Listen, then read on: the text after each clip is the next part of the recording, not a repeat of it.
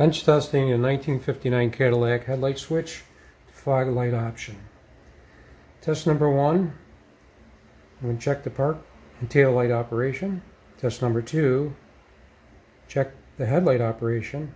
3, we will check the dome light operation. 4, we'll test the dash light function.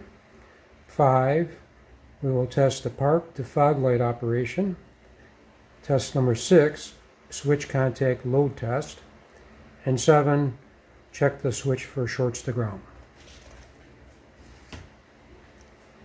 First test we'll be conducting is the park and taillight operation. First position, we see that we have indication for tail, parking, and also dash light operation.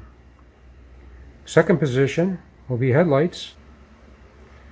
And here we see an indication we have headlights. Front parking lights come off. Back to parking. Parking, tail light, and off. Next test will be the headlight test.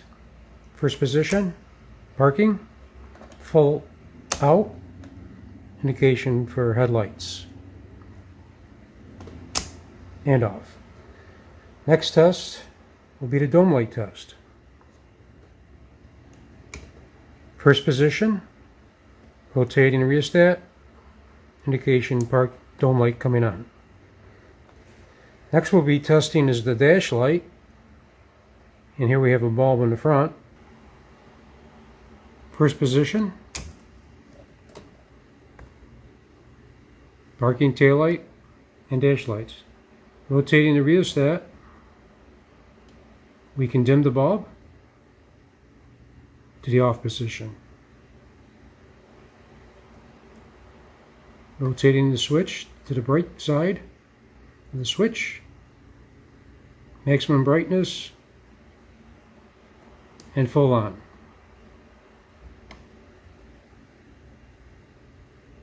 Dimming the dash lights, rotating the switch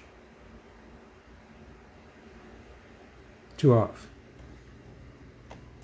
Off. At this point, we mentioned that we have a fully charged battery running on a trickle charger, so plenty of volts for this test. Now we're going to test the park and fog lights. Parking lights and the fog lights is indicated by this bulb and this bulb. The way this switch is wired, when you put the parking lights on, you can switch to the fog lights with this extra knob just behind the pull rod. Turning on the fog lights, you notice that the front parking lights come off. The way the cars are wired this year, the parking and the fog lights would not be on at the same time. Turning the fog lights off, it reverts back to just the front parking lights. Unlike modern day cars where they'll run fog and parking lights together, these older models could only handle one set of lights in the front at a time. So again, rotating the fog light switch, back off, we see the parking lights come on. The headlights are on. This feature is not available with the headlights on. And off. Next we'll be conducting a load test on the contacts of the switch. Remove the headlight switch for the test stand. And we're going to hook up a load, which is this halogen bulb. And we're going to test the ability of the switch to handle a load. Parking, fog, parking, front, headlights. With no dimming or any loss of brightness. Switch is nice and tight.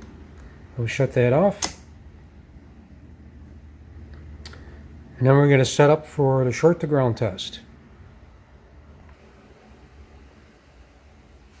Using a 12-volt test light, we're going to check the terminals, short the ground. Chassis is grounded. I'm going to probe each terminal to see if we have any continuity to the ground. All the terminals pass. These are the situation where you can have blown fuses if the switch is short of the ground. But we can see none of these terminals are short of the ground. Chassis is grounded and not the switch.